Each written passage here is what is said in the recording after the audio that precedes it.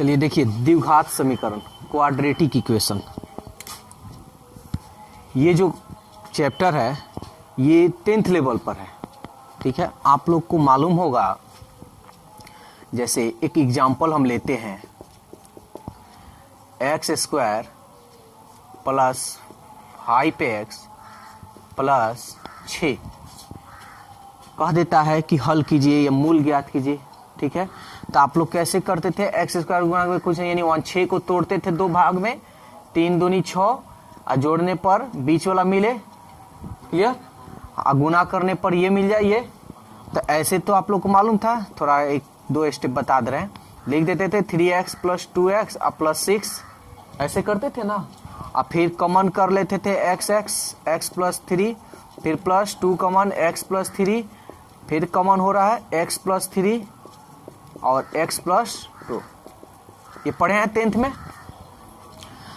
तो 9th में भी है, 10th में भी है, यही चीज इसमें पढ़ना है। लेकिन इसमें देखिए एक और चीज आप लोग पढ़े होंगे, x square plus x plus 6। तो 6 को ऐसे तोड़िए कि जोड़ने या घटाने पर x आ जाए, तो ये तो आएगा ही नहीं। क्यों नहीं आएगा? क्योंकि इसमें तो पहला बात कि घटाव होगा नहीं ना होगा, क्योंकि इसमें कहीं माइनस दिखाई दे रहा है, माइनस नहीं है तो कभी घटाव नहीं होगा। तब इसको कैसे तोड़िएगा? तब इसके लिए एक और फॉर्मूला आप लोग को मालूम होगा कि x बराबर minus B plus minus under root B square minus 4ac by 2a, ये फॉर्मूला आप लोग को मालूम होगा। ठीक है ना, तो बस हमको इसी पैटर्न पर जो 10th लेवल पर है उसी पे हमको बनाना है। तो चलिए इसके लिए हम कुछ फॉर्मूला हम बता दे रहे हैं, बस आप लोगों को थोड़ा सा याद दिलवा दिए हैं कि 10th लेवल पर ऐसे ही क्वेश्चन बनाएंगे। ठीक है, चलिए तब हम कुछ इसमें का जो फॉर्मूला यूज लायक है उसको हम कुछ बताते हैं आप लोगों को। ये कोई भारी चैप्टर नहीं है, एकदम आसान चैप्टर है। देखिए सबसे पहले फॉर्मूला हम देखते हैं, फॉर्मूला नंबर 1। फॉर्मूला एक A square minus B square का फॉर्मूला याद रखिएगा, जो a plus B into A minus B होता है। ठीक है, ये आपका अगर इस तरह से तोड़ते हैं तो ये गुणनखंड विधि कहलाएगा। ठीक है, दूसरा नंबर, जब मध्य पद नहीं टूटता है, जब मध्य पद नहीं टूटे या इस तरह का रूप में ना बने, तो आपको एक फॉर्मूला यूज करना होगा, x बराबर minus B plus minus under root B square minus 4ac by 2a, ये फॉर्मूला यूज करना है। अब इसको पार्ट पार्ट में आप बना भी सकते हैं, जैसे माइनस बी प्लस ले रहे हैं under root B square minus 4ac by 2a। जब मध्य पद नहीं टूटता है तो इसको आप मान लीजिएगा अल्फा, और आपको 10th में आप पढ़े हैं कि अल्फा को हम मूल कहते हैं।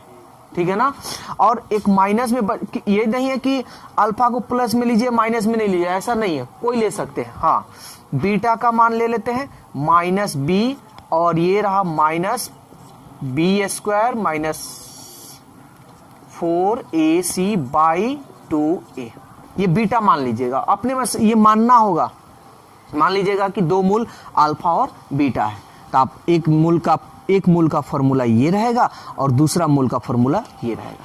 ठीक है, तो ये तो आप जान गए। अब कुछ ये a b c ये मान किसका होता है ये भी जानना जरूरी है। तो चलिए देखते हैं ये किसका मान होता है, यहां हम बता रहे हैं।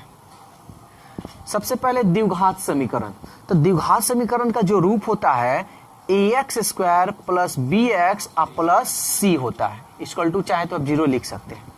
ठीक है ना, ये द्विघात समीकरण का रूप होता है। यहां पे हम लिख दे रहे हैं द्विघात समीकरण का रूप, फॉर्म ऑफ क्वाड्रेटिक इक्वेशन। ठीक है ना, तो जो एक्स स्क्वायर के गुणांक में होगा, कुछ भी एक्स स्क्वायर गुणांक में हो, प्लस हो या माइनस हो, किसका मान कहलाएगा? ए का मान होगा। ठीक है, जो एक्स के गुणांक में, गुणांक मतलब उसके गुणा में, कोफिशिएंट, जो एक्स के गुणा में होगा वो किसका मान कहलाएगा? बी का। जो अचर पद, अचर पद का मतलब कांस्टेंट, कांस्टेंट जिसमें कोई चर उर ना हो, उसको हम कहेंगे सी। बोलिए यहां तक कोई दिक्कत है? तो यहां तक कोई दिक्कत नहीं।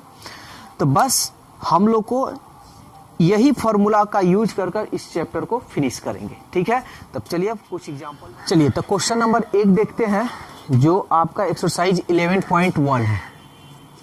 एक्सरसाइज जो है 11.1 है। देखिए इसका 2 तरीका है बनाने का। पहला तरीका, जो आप लोग को इसमें अच्छा लगे, बेस्ट लगे, वो तरीका यूज कीजिए। एक बात याद रखिएगा, आई स्क्वायर का मान हम बताए हैं आप लोग को -1, या -1 का मान आई स्क्वायर होता है। बात एक ही हुआ, ठीक है ना। देखिए सबसे, अब बराबर का चिन्ह देखिए, एक एक छोटा छोटा हम बात बताएंगे कि जो कि एग्जाम में अक्सर लोग गलती कर देते हैं। क्या करते हैं? बराबर देंगे या फटाफट लिखना शुरू करेंगे, जो कि वो गलत है। बीच में बराबर जब भी हो तो या तो ये आप तीर का निशान दीजिए, या तो इंग्लिश में और लिखिए, या ये वाला लिखिए। ठीक है ना। अगर बराबर दे देते तो एग्जामिनर वो काट सकता है।